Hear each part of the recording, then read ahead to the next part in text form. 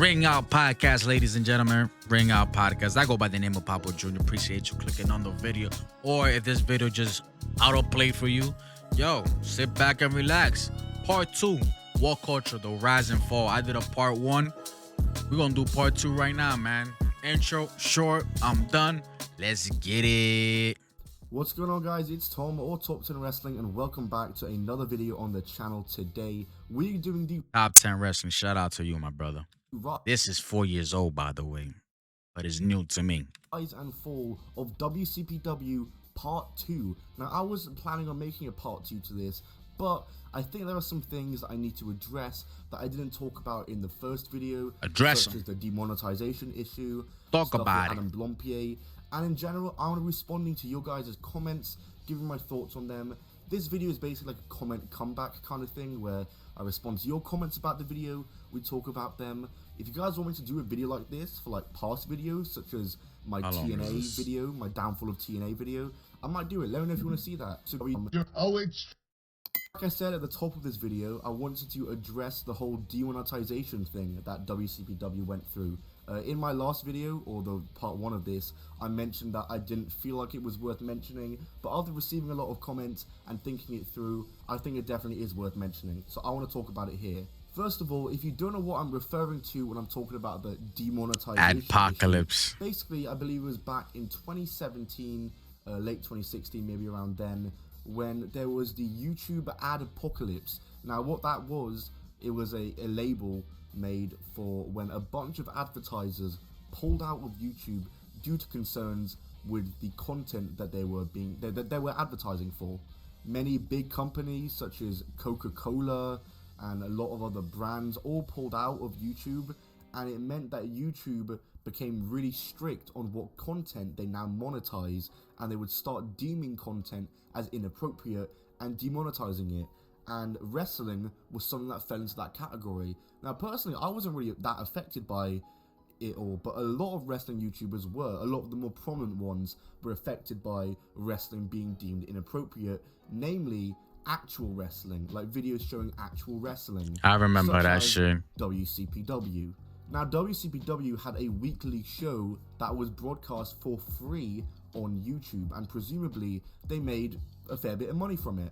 But because of the demonetization issue, What Culture had to stop taping Loaded due to the fact that they weren't making enough money anymore.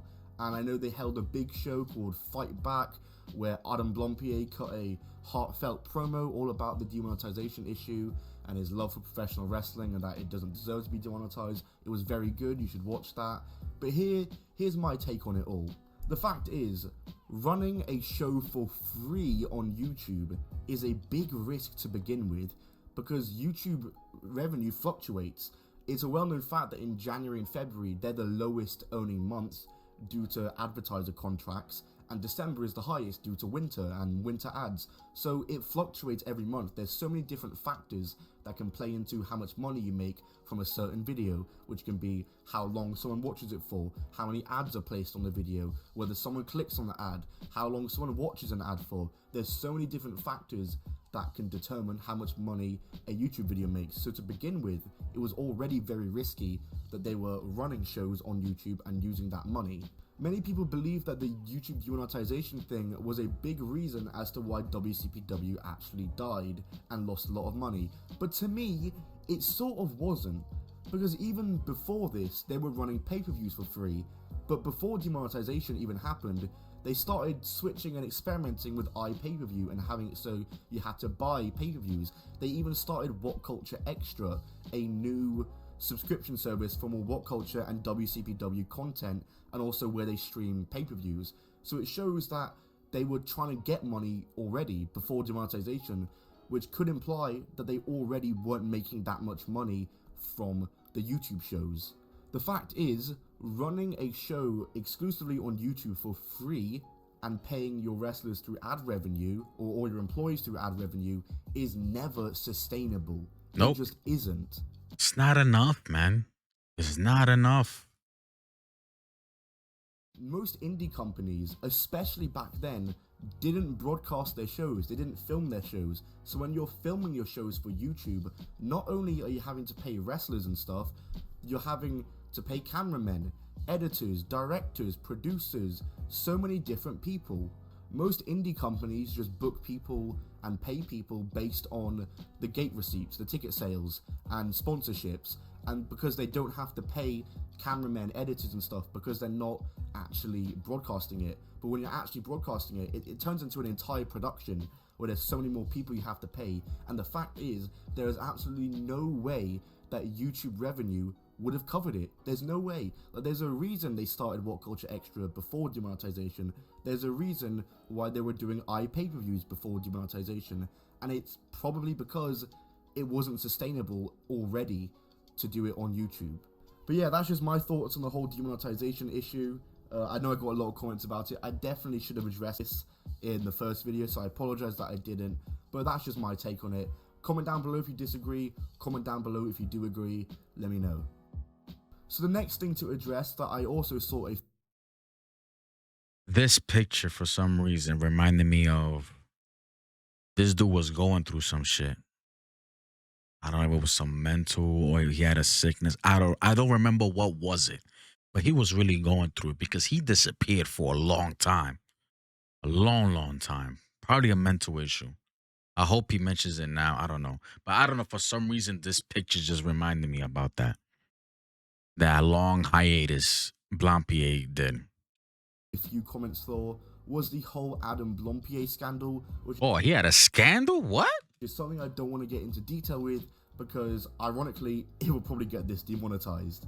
Many people say that this was a reason they stopped watching WCPW, which I can see it, but at the same time I don't think this is a factor in WCPW necessarily dying, because one of the big reasons that many people commented and stated is that they stopped watching WCPW after Adam, Ross, Jack and Sam all left, and the Adam Blompier scandal happened after they had left What Culture, meaning most of the people had already stopped watching anyway, and the Blompier scandal wasn't really affecting it. You know what I mean?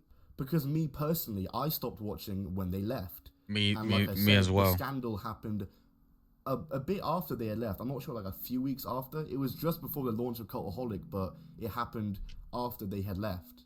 Anyway, I've got a couple comments to respond to, so I'm going to start reading them out. Starting off with this one from Jaggermain Deluxe, who says, the budget was also a main reason why WCPW/Defiant closed doors. Believe it or not, the budget loss was the primary reason why Defiant went dark after Built to Destroy 2019. Now, when you say budget loss, I presume what you're talking about was the jump from WCPW to Defiant. Because if you look at the shows, just WCPW definitely had a higher budget in terms of wrestlers they were booking than Defiant did, so there was definitely a budget loss. And I definitely agree with what you're saying here. They've already lost the budget to begin with, meaning they're having to book lower card, lesser known wrestlers, and that all that means is that less people are going to tune I want to know about this scandal, bro. in, so they're going to make even I'm gonna find that. I'm gonna do another video on that, yo. Let me see if I can find that. less money. So I definitely believe what you're saying there. Engels SK Man 2011 says, it went downhill once the What Culture 5 left, to be honest. By the way, a lot of you guys were saying What Culture 5, which I never knew was a terminology, but I guess it is, and I'm very happy with that. But Word. I definitely agree it did go downhill. I know, obviously, they weren't full-time wrestlers on the show, but believe it or not, there were definitely people who tuned in to watch the 5 or will be part of the shows. I mean, because it is a great combination. I mean, if you were a fan of What Culture, you're watching your favorite wrestling personalities combined with your favorite wrestlers. Man, they weren't my favorite, but you know, but I enjoyed their content. Like I said, what the fuck moments with King Ross. I think that was the only thing that I really enjoyed. And then I saw that they had their own pro wrestling show. I was like, oh shit, cool. But the what the fuck moments, the WTF one, the end is nigh, the end is nigh. Everybody went away, the end is nigh. But that was my favorite shit.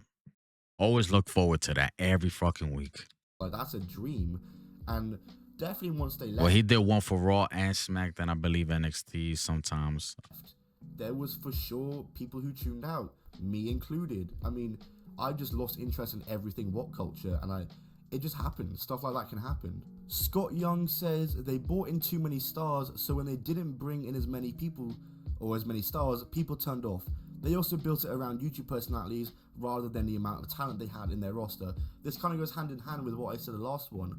While I do Yep. think that combining the YouTubers with the Blew they wrestlers was a load. good idea, for your neutral fan of WCPW who has no idea what culture is, if they see these YouTube personalities running around, they might be turned off. Now, I know I have no evidence to say this, but there is a chance that this could happen, and I know this was a big critique that WCPW got from many non-What Culture fans and many wrestling industry people, which we'll talk about right now. To be fair, this comment isn't actually about the WCPW video, it's about the What Culture video, but Keeping It 100 official commented, which if you don't know, that's Conan's podcast.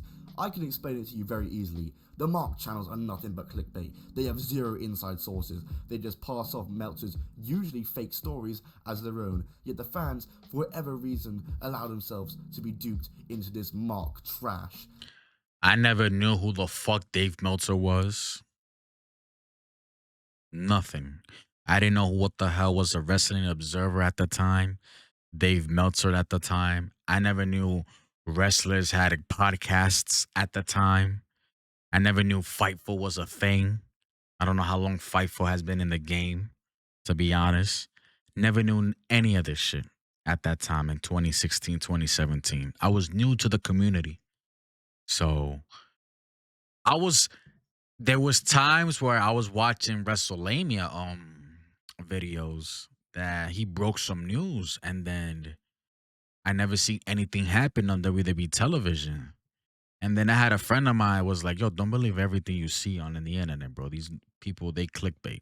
And I was like, "Oh, okay. I see how it is." So I lost respect for WrestleMania at that time. At that time, I got no beef with that guy. I don't know the guy, but I got no beef with the channel. But I felt like, damn, bro, you lied to me, man. You were breaking news about this, and that, and then it never came true. Sad, man. Shout out to WrestleMania, man. Still I have doing his nothing to thing. respond to that. I just wanted to say it because I think it's so crazy that Conan commented on one of my videos. What killed Defiant for me was that there wasn't a way to watch shows and that were essential viewing for Loaded. I remember watching the new episode 1 of the new Loaded and it referenced so many events I've never seen. That's what Glide Donut said, but then ... responded saying, a big problem with Loaded was that they made it inconsistent with how you could watch it. 1 month it would be free on YouTube and the next it would be on What Culture Extra. That made it difficult to watch and rewatch. I completely agree with both of these statements here. I think it was very hard for a new fan to tune into What Culture Pro Wrestling when watching a Loaded episode. However, I feel like if you're watching a pay-per-view, then you're all good, especially because if you're watching a pay-per-view for WCPW, you're most likely watching it because you're drawn in by the stars such as Kurt Angle and Rey Mysterio and Cody Rhodes, so you might not be paying too much attention to the stories. But as ... said, again, I completely agree with this. I mean, there was like when What Culture Pro Wrestling first started, Loaded was split into parts on the What Culture channel, then it was put on the WCPW channel in parts, then there was What Culture Extra, then it was free on YouTube as a whole thing and not in parts, and it always changed, and even now, like, so many episodes have been deleted and removed. I'm not sure if there's any reasons behind that, but you know, it is hard to watch and rewatch, like you said. I agree with both of these statements here. Nick Hodge left a comment saying, you know the saying, if it ain't broke, don't fix it. Did I just say that in the first fucking video? Well, it seems WCPW tried to fix something that wasn't broke by rebranding the company to Defiant and effed it all up. He then goes on to tell a story about when he inherited his grandfather's business. I'm not going to read it all out because it's long, but if you want to read it... When he established in 1956, and as well known and was well known, had a good reputation and a large customer base, and made my grandfather a millionaire. My wife at the time and my best friend said, "Are you going to change the name of the company by putting my surname Hodge in the place of my grandfather's surname, my mom's maiden name, which is Andrews?" To which I said no. They both laid it on they both laid it on thick, saying, "You need to step out of your family's shadow and make this business your own by replacing Hodge for Andrews. That would do it."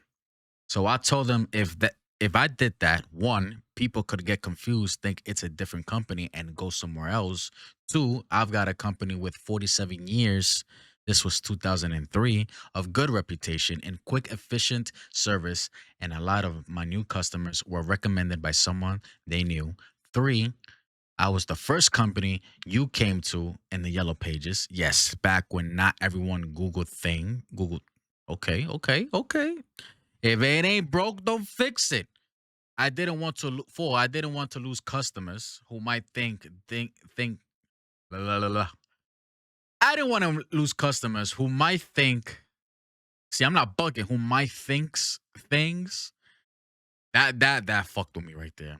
Had changed because the name changed, and I did the same thing when I bought out a good competitor's business. I kept the name again, so if for some reason a customer wasn't happy with the company, they could go to my new one I bought, as it too has a good reputation, and not know they're still putting money in my pocket. Yeah, man, you confused the fans. You were like I knew about the what you call it, the announcement. I saw the announcement when they changed it. I was like, all right, let's see what's up. And then it's just nah, this ain't it, bro. This ain't it. You lose your loyal customers. You lose you won't gain new ones. Your loyal those that were loyal to you will not recommend this to their friends, that stuff. You know, Go ahead, it's a very interesting story, and you make a podcasters won't very talk great point about there, it. Nick. That's free However, I also promotion, right? believe that changing to Defiant was for the better. Because this podcast, look, you hear it in the super chats from people, messages that they send to podcasters. Yo, you're the reason why I'm back in wrestling. You're the reason why I watch wrestling again. That's a big plus, man. The issue is that they changed the brand completely. When they changed the name, they changed the entire thing. They changed what wrestlers were appearing on. They changed the format of the show, and I think that just very much alienated the fan base. I definitely think they could have continued as Defiant. The issue is they blew their load early with WCPW by booking all these big stars and then going on to become Defiant, where it was mainly just UK talent. I mean, so many people tune in to see Kurt Angle, Rey Mysterio, Ricochet, all these people, and then it just turns into a UK show, and many fans got alienated. And also, from what I know, I listened to the Remembering WCPW podcast that Cultaholic did a couple days after WCPW died, and they mentioned that the plan was always to change into Defiant, which shows that this was always a long-term plan for WCPW to turn to Defiant. But whether or not it was a long-term plan to rebrand to a UK promotion remains to be unknown, but I doubt it was. And the final comment that I'm going to read from Jimbo2346, looking at its length of being open to closing, if WCW was a great night of making love, WCPW was the night you lost your virginity. And I'm just saying that one is last because for some reason, it's the most perfect analogy. Anyway, that's it for this video. Looking at its length of being open to closing, if WCW was a great night of making love,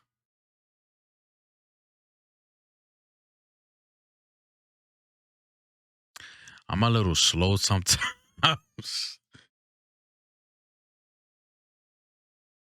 That was the end of the video, anyways, ladies and gentlemen. If you made it this far in the video, man, I appreciate y'all. Hit the like, hit the subscribe, follow your boy Ring Out Podcast. I do watch alongs, man, every Friday. Except for these European tours that we're having right now for the WWE. It's a little challenging for me on Fridays doing these watch alongs. The best times is really 8 p.m., honestly. But watch alongs every Friday, SmackDown, every PLE. I'm here, man. I'm here, WrestleMania, Stand and Deliver. Join your boy. Watch alongs, man. Have a good time. Talk pro wrestling. Ask questions. I always interact with y'all, man. The chat. I'm trying to grow a family here, man. Appreciate y'all. Maybe I made it this far. You a real one. You a real one. Till next time. Goodbye. Mwah, and good night, bang. Peace.